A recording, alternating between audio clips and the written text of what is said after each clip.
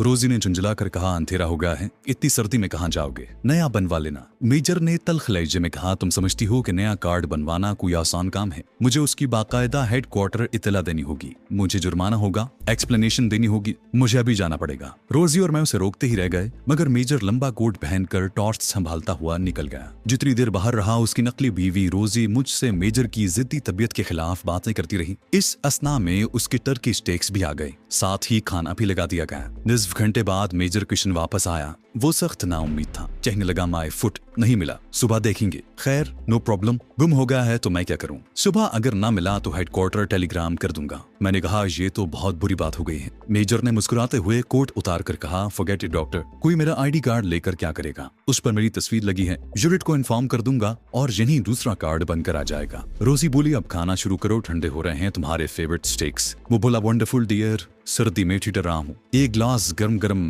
Please. रोजी बोली, तुम बाज नहीं आओगे ना नॉटी बॉय। रोजी उठकर सिंगार मेज की तरफ बढ़ी। रात 12 बजे जब मैं कृष्ण के कमरे से निकलकर अपने कमरे की तरफ जा रहा था तो मेरी जेब में वो कीमती कुंजी मौजूद थी जिसने मेरे लिए पठानकोट छावनी के सिगरेट मोर्चों का दरवाजा खोलना था। अपने कमरे में आकर मैंने बत्ती रोशन की, दरवाजे को ताला लगाया और मेजर का शनाख्ती कार्ड निकालकर गौर से देखने लगा। मुझे जिस बात का खदशा था वो यहाँ नहीं थी। पासपोर्ट की तरह शनाख्ती कार्ड की तस्वीर पर तस्दीक करने वाले फौजी अफसर के दस्तखत नहीं थे, बल्कि ये दस्तखत तस्वीर के नीचे यूनिट की मोहर के ऊपर किए गए थे। ये दूसरी फतह थी। शनाख्ती कार्ड पर मेजर के नाम और रैंक के साथ दाएं रुखसार पर कान के करीब एक नस्वारी तिल के बारे में भी लिखा हुआ था, मगर मुझे इस सिलसिले में फिक्र करने की जरूरत नहीं थी। जब फौजी अफसर फुल वर्दी में होता है तो उसके रुखसार का तिल कोई नहीं दिखता। मैंने शनाख्ती कार्ड पलंग के गद्दे के नीचे छुपा दिया और कपड़े बदल कर लेट गया। सुबह मेरे मिशन का दूसरा मरहला शुरू होने वाला था। मुझे नींद नहीं आ रही थी, जहन में अजीब खुदबुद सी हो रही थी। कभी यूं महसूस होता जैसे अभी दरवाजा धड़ से खुलेगा और मेजर पिस्तौल तान कर दाखिल होगा और मुझे गरज कर कहेगा, खबरदार, अपनी जगह से मत हिलना, तुम पाकिस्तानी जासूस हो और मेरा आईडी कार्ड चुरा कर लाए हो। रात 2 बजे के करीब जाकर कहीं मेरी आंख लगी। सुबह जागा तो खिड़की के सफेद पर्दों में से दिन की रोशनी छन छन कर कमरे में आ रही थी। मैंने घड़ी देखी, 10:30 बजे थे। मैं जल्दी से बाथरूम में गया और अभी गुस्ल के बाद कपड़े ही बदल रहा था कि दरवाजे पर दस्तक हुई। दरवाजा खोला तो दिल धक से रह गया। बाहर मेजर कृष्ण खड़ा था। Good morning doctor. मेरी जान में जान आई। वो कमरे में आ गया, बोला, डॉक्टर, हम आज दोपहर के बाद कुल्लू जा रहे हैं, हमारे साथ चलोगे? 1 हफ्ते का ट्रिप है, खूब सैर करेंगे, तुम्हें कुल्लू के सुर्ख सेब खिलाएंगे। रोजी भी तुम्हें साथ ले जाने के लिए कह रही है। मैं उनके साथ भला कैसे जा सकता था? मैंने माजूद करते हुए कहा कि मुझे वापस पठानकोट जाना है, जहां मेरे मरीज मेरा इंतजार कर रहे हैं। और हाँ मेजर, अगर कभी पठानकोट आओ तो मेरे हाथ ठहरना, मुझे खुशी होगी। मेजर ने दोनों हाथ उठाकर कहा, नो नो, भगवान मुझे पठानकोट ना ले जाए। डॉक्टर, मुझे वहां का पानी सूट नहीं करता। हाँ, तुम जालिंधर आना हो तो छावनी मेरे पास जरूर आना। फिर उसने मुझे अपना मुलाकाती कार्ड दिया जिस पर जालिंधर छावनी में उसके घर का पता और फोन नंबर लिखा हुआ था। मैंने कार्ड रख लिया। उसने जाते हुए कहा, क्या लंच हमारे साथ नहीं करोगे? मैंने जवाब में कहा कि मुझे डलहौजी में कुछ जरूरी शॉपिंग करनी है, अगर जल्दी वापस आ गया तो लंच में शामिल हो जाऊंगा, आप मेरा इंतजार न कीजिएगा। मेजर ने एक तहका लगाते हुए कहा, वो तो हम जरूर करेंगे डॉक्टर। मैंने अपने इत्मीनान के लिए पूछा कि क्या उसका शनाख्ती कार्ड मिल गया? वो बोला, नहीं मिल सका डॉक्टर, वैसे मैंने अपने यूनिट को इन्फॉर्म कर दिया है, कोई बात नहीं, नया बन जाएगा। एक्सप्लेनेशन भी भिजवा दिया है। मैंने कहा, जुर्माना भी तो पड़ जाएगा मेजर। वो बोला, फॉरगेट इट, चलें डॉक्टर, कोशिश करना कि लंच पर पहुंच जाओ। मैंने कहा, आई विल ट्राई मेजर। मैंने हाथ जोड़कर नमस्कार किया तो मेजर लंबे लंबे डग भरता हुआ चला गया। उसके जाते ही मैंने खिसकने की तैयारी शुरू कर दी। मुझे 15-20 मिनट लग गए। जब मैं ब्रीफकेस उठाए सीढ़ियों की तरफ चला तो सामने से मुझे मेजर कृष्ण तेज कदमों से अपनी तरफ आता दिखाई दिया। मेरा दिल शिद्दत से धड़कने लगा। उसने दूर ही से पुकार कर कहा, डॉक्टर प्लीज जल्दी चलिए, रोजी की तबीयत अचानक खराब हो गई है। वो मुझे खींचता हुआ अपने कमरे में ले गया। उसकी ईसाई दोस्त रोजी बिस्तर पर कंबल ओढ़े पड़ी हुई थी। उसका चेहरा उतरा हुआ था और आंखों के नीचे हल्के पड़े हुए थे। मैं डॉक्टर नहीं था, मगर वो लोग मुझे MBBS डॉक्टर समझते थे और मुझे जाहिर भी यही करना था। मैंने रोजी की नब्ज देखी, नब्ज ठीक चल रही थी। मेजर ने बताया कि अभी थोड़ी देर पहले बिल्कुल भली चंगी थी, बस 10 मिनट हुए कि कै आना शुरू हो गई है। मैंने रोजी से पूछा कि वो क्या महसूस कर रही है। उसने नकाहत से कहा कि जी मतला रहा है। मैंने कहा, सॉरी, मेरे पास दवाएं नहीं है, यहाँ डलहौजी में मेरा एक डॉक्टर वाकिफ है, मैं उसको भिजवा देता हूँ। मेजर ने कहा, डॉक्टर कोई नुस्खा लिख दो, मैं अभी बाजार से ले आता हूँ। मैं क्या दवाई लिखता, क्या नुस्खा लिखता, मुझे तो कुछ भी मालूम नहीं था। मैंने जल्दी से कहा, मेजर मैं बाजार की दवाई देना पसंद नहीं करूंगा, जिस डॉक्टर को मैं भिजवाऊंगा वो खुद ही ट्रीटमेंट कर देगा। मेजर ने मुझे एक तरफ ले जाकर पूछा, मामला सीरियस तो नहीं है डॉक्टर? मेरा मतलब है अगर कोई ऐसी वैसी बात हो तो मैं इसे वापस भिजवा देता हूँ। मैंने कहा, घबराने की बात नहीं है, मैदा खराब हो गया है। ओके, मैं जाकर डॉक्टर को फौरन भिजवाता हूँ। ये कहकर मैं नीचे होटल की लॉबी में आ गया। मैंने चाबी काउंटर पर दी और अपना हिसाब भी साफ नहीं किया। उसमें खतरा था। मैं मेजर को ये नहीं बताना चाहता था कि होटल छोड़कर जा रहा हूँ। होटल से बाहर आकर मैंने एक टैक्सी पकड़ी और बस स्टैंड पर आ गया। सीजन में यहाँ काफी रश होता है, मगर सर्दियों के मौसम की वजह से बस स्टैंड तकरीबन वीरान पड़ा था। एक लंबी बस कोने में छप्पर के नीचे खड़ी थी, जिसमें से कुछ सवारियां मुंह सर लपेटे बाहर झांक रही थी। मालूम हुआ कि यही बस आधे घंटे बाद पठानकोट जाएगी। मैंने ये निस्फ घंटा चाय की एक दुकान में गुजार दिया। बस ने चलते चलते मजीद 15 मिनट ले लिए। आखिर बस रवाना हो गई। जितनी देर बस डलहौजी की सड़कों से गुजरती रही, मैं परेशान ही रहा। 10 मिनट बाद बस एक गहरी वादी में पहाड़ की ढलान पर पठानकोट की तरफ दौड़ रही थी। पठानकोट पहुंचकर मैं सीधा रेलवे स्टेशन गया। प्रोग्राम के मुताबिक मैंने अंबाला छावनी के लिए फर्स्ट क्लास का एक टिकट खरीद लिया। दोपहर 3 बजे पठानकोट से गाड़ी अमृतसर की तरफ रवाना हो गई। अमृतसर पहुंचा तो सूरज ढल रहा था। जहां से रात 9 बजे मुझे फ्रंटियर मेल पकड़ना थी। मैं फर्स्ट क्लास के वेटिंग रूम में आकर बैठ गया और वहीं मैंने खाना भी मंगवा लिया। 8:30 बजे रात फ्रंटियर मेल के डिब्बे प्लेटफॉर्म पर आकर लग गए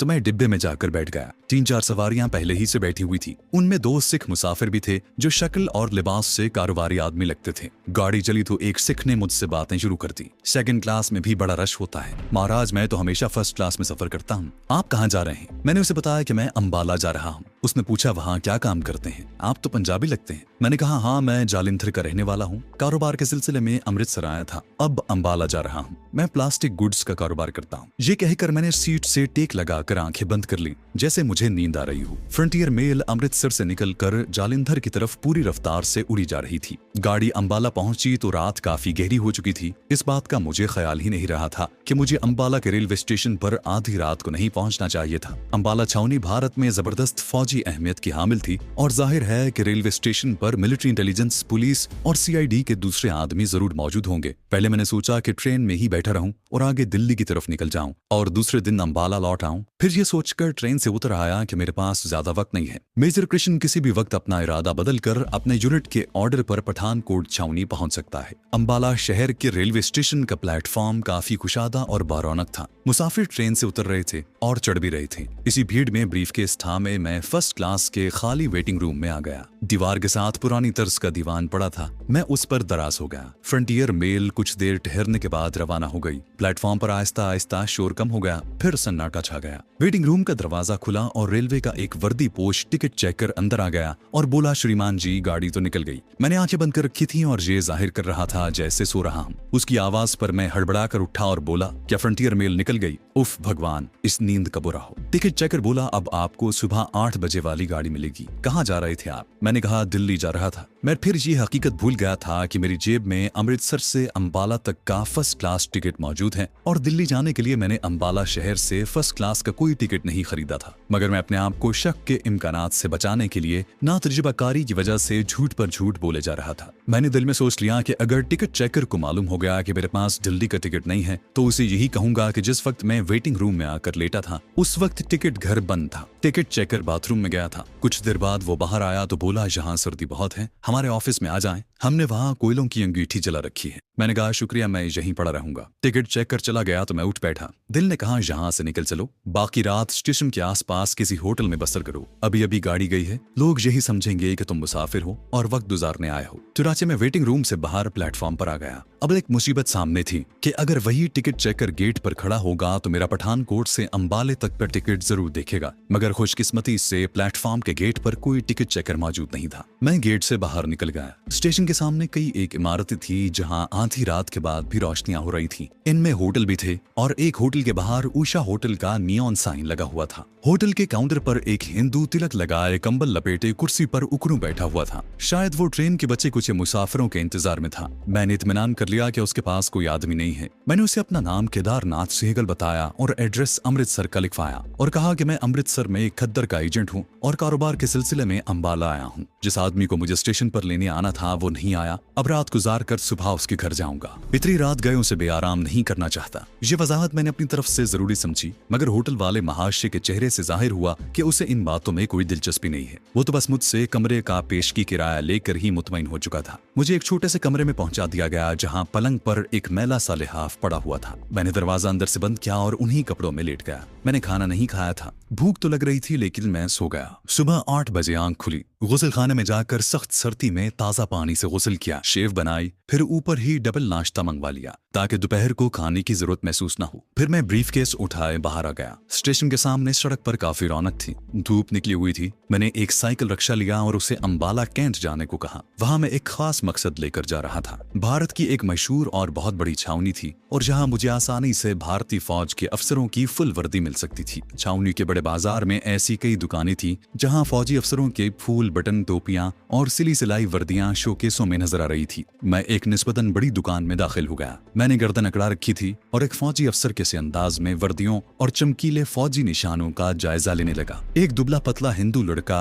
हाथ जोड़कर नमस्कार करके बोला, सर किस रैंक की वर्दी चाहिए? मैंने उसकी तरफ गर्दन घुमाकर देखा और बोला, मेजर। मेजर रैंक की वर्दी चाहिए। मैं अपने मिलिट्री टेलर से तंग आ गया हूँ। कमबख्त सब निकम्मे हैं, कभी मेरे साइज का ख्याल नहीं रखते। लड़का बोला, महाराज हमारी दुकान 100 बरस पुरानी है। भगवान की कृपा से आज तक किसी ऑफिसर ने शिकायत नहीं की। आप इधर तशरीफ लाएं। जब मैं उस दुकान से निकला तो भारतीय फौज की 13 राजपूत डिवीजन के आर्टिलरी यूनिट के मेजर की वर्दी में था। मेरी जेब में मेजर कृष्ण का मिलिट्री आईडी कार्ड था, मगर उस पर अभी तक कृष्ण की तस्वीर चिस्पा थी। अब मेरा दूसरा मरहला उस आईडी कार्ड पर अपनी तस्वीरें चिस्पा करना था। अंबाला छावनी के बाजार बड़ी बड़ी दुकानों और स्टोरों से भरे हुए थे। मैं मेजर की वर्दी में था। खतरा सिर्फ यही था कि जहां मुझे कोई मिलिट्री पुलिस का आदमी चेक न कर ले। मैं एक फोटोग्राफर की दुकान में दाखिल हो गया, जहां मैंने पासपोर्ट साइज की एक तस्वीर उतरवाई। उतरी देर दुकान में ही बैठा अखबार पढ़ता और गोशाए चश्म से बाहर बाजार में देखता रहा, जब तक कि फोटोग्राफर ने तस्वीर तैयार करके मेरे हवाले न कर दी। दुकान से निकलकर मैंने स्टेशनरी की एक दुकान से गूंद की शीशी खरीदी और टैक्सी में सवार होकर सीधा रेलवे स्टेशन आ गया। मुझे उस टिकट चेकर का ख्याल आया जिसने रात मुझसे बातें की थी, मगर वो वहां नहीं था। मैंने पठानकोट तक फर्स्ट क्लास का टिकट लिया और वेटिंग रूम में आ गया। बाथरूम खाली था। 2-3 मुसाफिर अपना सामान रखे बैठे बातें कर रहे थे। मुझे देखकर उन्होंने हाथ जोड़कर नमस्कार किया। मैंने भी हाथ जोड़कर जवाब दिया।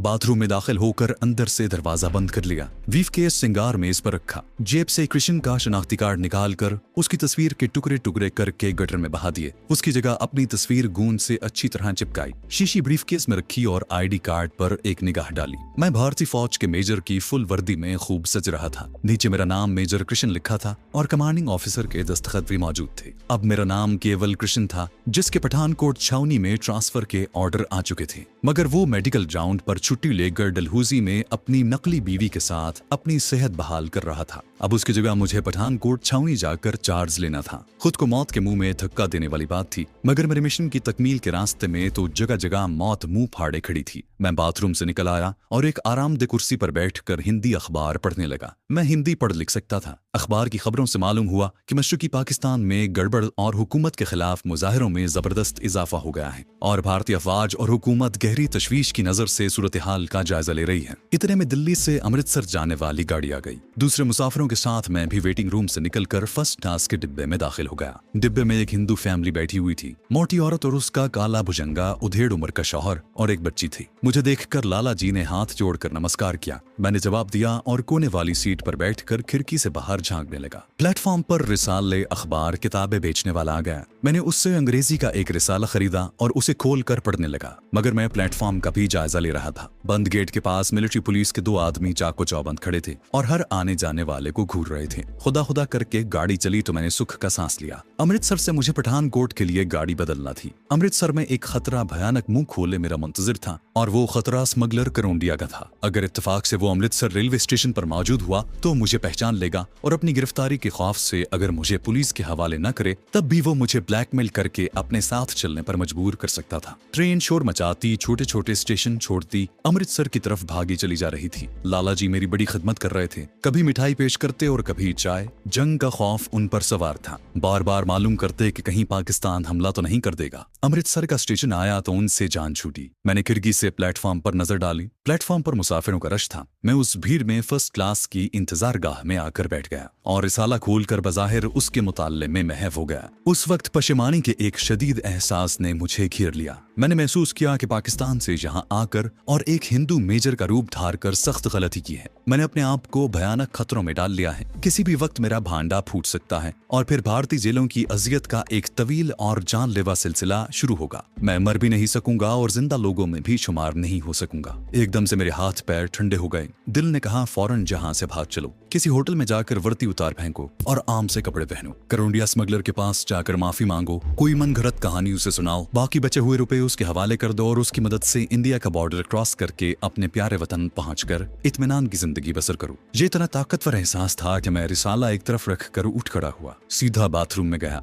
आईने में अपना अक्स देखा। मैं भारतीय फौज का मेजर था। अचानक ख्याल की एक और मौज उठी जो पहली मौत से ज्यादा ताकतवर थी। मैंने सोचा कि अगर मुझे यहाँ से भागना ही था तो यहाँ आया क्यों? इतनी मंसूबाबंदी किस लिए की थी? इतने मसाइब क्यों उठाए थे? इतने खतरे क्यों मोल लिए? मैंने अपने जमीर से जो वादे किए थे, क्या यहाँ से भागने के बाद पाकिस्तान में वो मुझे इत्मीनान से जिंदा रहने देंगे? नहीं। मैं जिस मुकद्दस मिशन को लेकर घर से निकला हूँ वो मुझे हर हाल में पूरा करना होगा। इसी में मेरे किरदार की अजमत पोशीदा है, इसी में मेरी सुर्खरुई है। मैं अपने लाखों हम वतन लोगों को एक जदीद तरीन और खतरनाक तरीन तोप की तबाही से बचाने के लिए यहाँ तक पहुँचा हूँ। मुझे महज अपनी जान के लिए लाखों हमवतनों की जिंदगियां दांव पर नहीं लगाना चाहिए। यह कौमी वकार और कौमी जज्बे के मुनाफी है। और फिर मैं आधा रास्ता तय कर चुका हूँ। अगर यहाँ से वापस भाग गया तो अपने आप को कभी माफ नहीं कर सकूंगा। इस ख्याल ने मुझे एक बार फिर अपने पांव पर मजबूती से खड़ा कर दिया और मैं एक नया अज़्म लेकर बाथरूम से निकलकर वेटिंग रूम में आ गया। बाहर आते ही मेरा दिल धक से रह गया। सामने भारतीय मिलिट्री पुलिस के 2 चाको चौबंद जवान खड़े मेरी तरफ देख रहे थे। उन्होंने एड़ियां जोड़कर सैल्यूट किया। एक सूबेदार ने मेरी तरफ तेज आंखों से देखते हुए पूछा, सर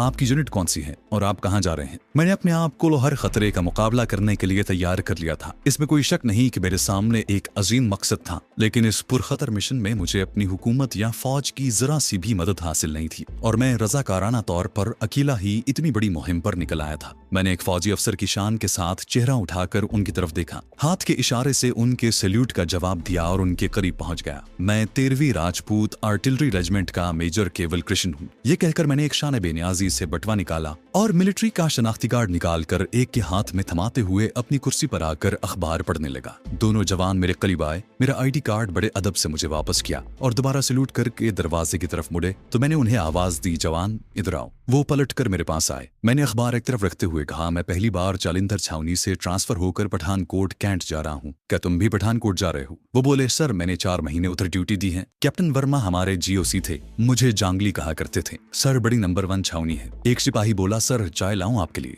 मैंने कहा, नहीं थैंक यू, तुम जा सकते हो। वो एक बार फिर सैल्यूट करके बाहर निकल गए। इसका मतलब है कि वहां मेरा वास्ता किसी कैप्टन वर्मा से पड़ेगा। वो सिपाही को जांगली कहता था, गोया अक्खर तबीयत का रांगड़ होगा। मेरे लिए इतनी ही मालूमात बहुत थी। एक कुली अंदर आया तो मैंने उससे पठानकोट जाने वाली ट्रेन के बारे में पूछा। उसने बताया कि ट्रेन प्लेटफॉर्म नंबर 4 पर लगेगी, अभी आधा घंटा बाकी है। जी निस्फ घंटा मैंने वेटिंग रूम में ही गुजार दिया। अचानक दरवाजा खुला और मिलिट्री पुलिस का वही जवान दाखिल हुआ जो पठानकोट छावनी में 2 माह काट चुका था। सैल्यूट करके बोला, सर ट्रेन लग गई है प्लेटफॉर्म नंबर 4 पर। मैं उठा, बाहर जाने लगा तो उसने पूछा, सर आपका लगेज कहाँ है? मैंने कहा, मेरा लगेज पहले ही पहुंच गया है, तुम फिक्र न करो। उसने कहा, यस सर। वो मुझे अपनी रहनुमाई में पुल पर से गुजार कर दूसरी जानिब प्लेटफॉर्म नंबर 4 पर ले गया। यहाँ पठानकोट जाने वाली पैसेंजर ट्रेन खड़ी थी, जहाँ उसका दूसरा फौजी साथी एक डिब्बे के बाहर अटेंशन खड़ा था। मैंने देखा कि डिब्बा पूरे का पूरा खाली था। मुसाफिर डिब्बे से बाहर खड़े हमें देख रहे थे। दूसरे मिलिट्री पुलिस के जवान ने सैल्यूट करते हुए कहा, सर आपके लिए पूरा कंपार्टमेंट खाली करवा दिया गया है।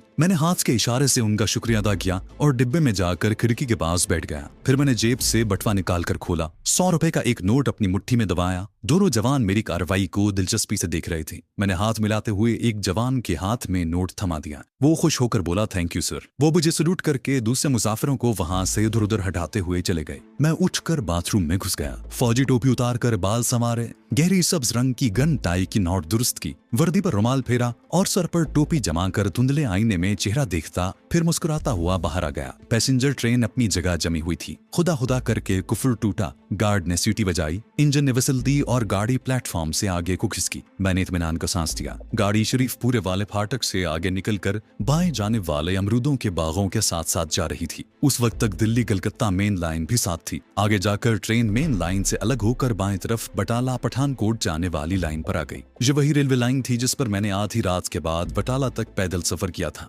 बटाला स्टेशन आ गया। गाड़ी कुछ देर के लिए रुकी और फिर आगे रवाना हो गई। पैसेंजर ट्रेन थी, हर स्टेशन पर ठहरती जा रही थी। आखिर शदीद इंतजार के बाद पठानकोट का स्टेशन आ गया। मैं रेलवे स्टेशन से निकला और एक टैक्सी में बैठ गया। छावनी चलो, मैंने टैक्सी ड्राइवर को कहा। उसने जवाब दिया, ओके सर। सिख ड्राइवर ने इंजन स्टार्ट कर दिया। टैक्सी पठानकोट के बाजारों से गुजरती हुई छावनी की तरफ बढ़ रही थी। मैं मौत के मुंह में जा रहा था। टैक्सी छोटी छोटी टेकरियों के दरमियान से गुजरती छावनी की तरफ बढ़ रही थी।